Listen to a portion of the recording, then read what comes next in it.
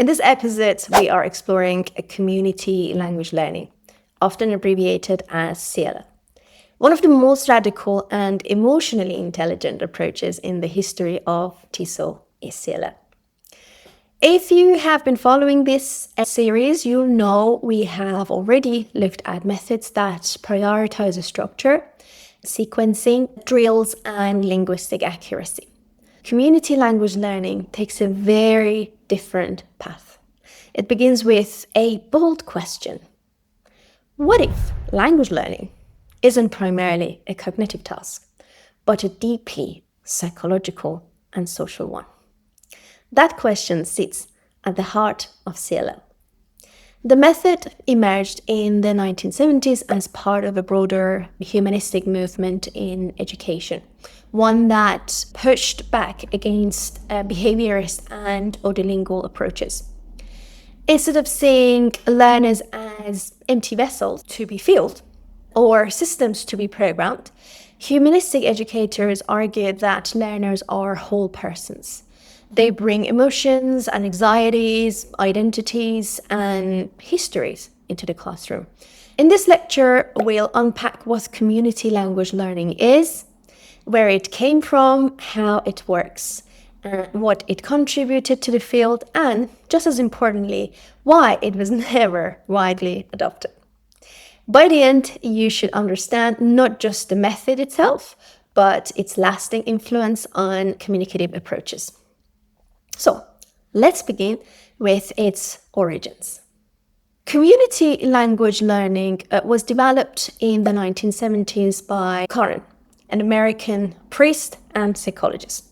You'll also see it is often referred to as counseling learning approach. And that name matters because it points directly to its theoretical roots.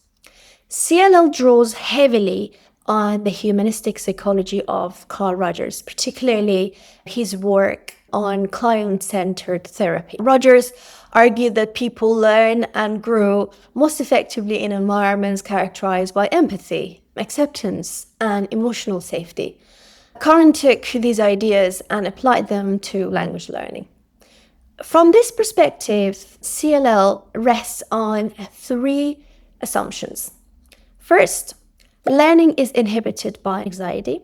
When learners feel judged, threatened, or embarrassed, their willingness to take risks drops sharply.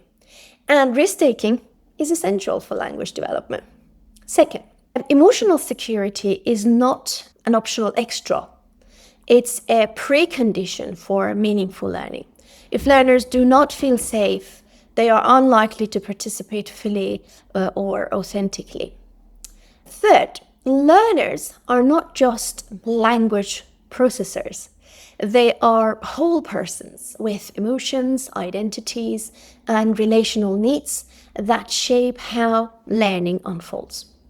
At the time, this was obviously a radical departure from much, mainstream language teaching, which focused almost exclusively on observable linguistic behavior. CLL instead insisted that affect, trust, and relationships were central to the learning process. So, how do these ideas translate into classroom practice? Korn proposed a powerful metaphor: the teacher as counselor and the learner as clients. This is a metaphorical counseling role, obviously, not a therapeutic one. The teacher is not providing psychological treatment, but the metaphor strongly shapes the teacher's stance and the classroom dynamic. In CLL, the teacher is often described as a knower. This means someone who possesses the linguistic knowledge that learners need. Crucially, however, that knowledge is not imposed through pre-selected content or fixed sequences. Instead, the teacher provides language resources on demand in response to what learners want to communicate. Learners, meanwhile, are positioned as active agents. They initiate communication, decide what to talk about, and shape the direction of the lesson. The teacher supports this process linguistically and emotionally, but doesn't control it. This makes CLL a deeply relational pedagogy. Learning happens through interaction, negotiation, and trust. The classroom becomes a community where learners support one another and co-construct meaning. Now, let's look at the core principles of community language learning. These ideas come together in a set of core principles. First, language emerges from learner-generated meaning. Learners do not work through scripted dialogues or drills. They say what they want to say about topics that matter to them. Second, the learning group functions as a community. This is not just a collection of individuals, sharing a room. It is a social unit built on cooperation, empathy, and mutual support. Third, anxiety reduction is a pedagogical priority. The method is explicitly designed to minimize fear of error and fear of judgment. Fourth, learner autonomy develops gradually. CLL does not expect learners to become autonomous immediately. Autonomy is scaffolded as confidence and competence grow. And finally, the fifth principle focuses on reflection. So reflection is central. Learners analyze the language they have produced and reflect on the learning process itself.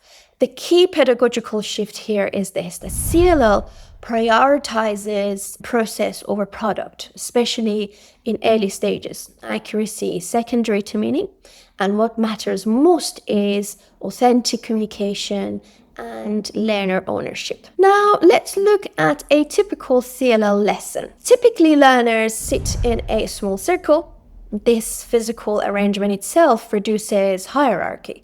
And it facilitates eye contact and creates a shared space. A learner decides they want to say something and expresses in their first language. The teacher then provides the equivalent in the target language, usually quietly or by whispering, as a supportive resource. Then the learner repeats the target language version and it is recorded. This process continues as learners build a conversation together. The recording captures the group's collective language.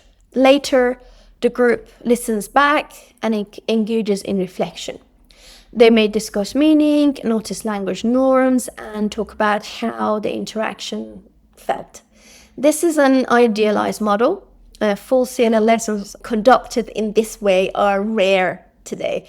They require small groups, flexible curriculum, significant time, and highly skilled teachers. But the procedure clearly illustrates the philosophy behind the method. Now, let's look at the roles of teachers and learners in a CLL class.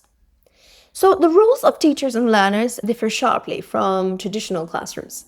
The teacher acts as a language resource, providing forms when learners need them rather than following a fixed syllabus. The teacher also plays an affective role in maintaining a safe environment and guiding reflection. Now, over time, the teacher withdraws, allowing learners to take increasing control. Learners become content creators. The local curriculum emerges from their communicative needs and interests. They collaborate, support one another, and make decisions about topics and pace. And importantly, they are responsible not just for their own learning, but for the learning of the group. This represents a significant redistribution of power within the classroom. Okay, so what about the strength and pedagogical contributions of CLL? Well, CLL made several important contributions to language teaching. Effectively, it foregrounded anxiety as a serious pedagogical issue. By prioritizing emotional safety, it helped learners develop confidence and a positive sense of themselves as language users. The emphasis on community also fostered strong group cohesion. Pedagogically, CLL pioneered ideas that are now widely acceptable For example, authentic communication, learner ownership of content, and a focus on autonomy. Even if teachers never implemented CLL in full, these principles have really shaped communicative and task-based approaches in lasting ways. But there are obviously limitations to CLL like any other method. One of the main limitations is that it's time intensive and difficult to scale. It works best with small groups and does not fit neatly into short class periods, for example. It also requires teachers who are linguistically proficient, emotionally attuned, and comfortable relinquishing control. Assessment presents another challenge. Obviously, process-oriented, learner-generated learning does not align easily with standardized testing. There are also cultural and instructional constraints. In some educational contexts, learners and institutions expect teachers to maintain more directive authority roles. In such settings, CLL can feel like unfamiliar, uncomfortable, or even inappropriate. So for these reasons, CLL was never widely adapted as a method. But what is the place and role in contemporary TESOL as we understand it? So CLL obviously emerged decades before contemporary English as a lingua franca research and global English as frameworks. So it was not designed to address these concerns directly. However, we can argue that there are clear philosophical alignments here. CLL emphasizes learner agency, flexible norms, and communication over formal accuracy. These ideas resonate obviously strongly with communicative language teaching, task-based learning, and process-oriented curriculum design. In this sense, CLL is best understood as a historical foundation rather than a contemporary model. So, what are the practical takeaways for teachers today? CLL principles are particularly useful in small, adult-speaking focused contexts with flexible curricula. Teachers can adapt elements of CLL without adopting the method as a whole, starting from learner concerns, building trust deliberately, reducing teacher control over content, and integrating structured reflection can all meaningfully shift classroom dynamics. So community language learning represents a turning point in TESOL. It forced the field to recognize that language learning is not just linguistic, but emotional, social, and relational. Its full implementation was rare, but its legacy, we can argue, is profound. It reminded us that affect matters, that learners have agency, and that communities can be powerful sites of learning. So, I'll leave you with 3 questions. Where do affect and anxiety show up in your teaching? How much control are you willing to give learners? And what does community really mean in your classrooms? Thanks for watching, and I will see you in the next episodes.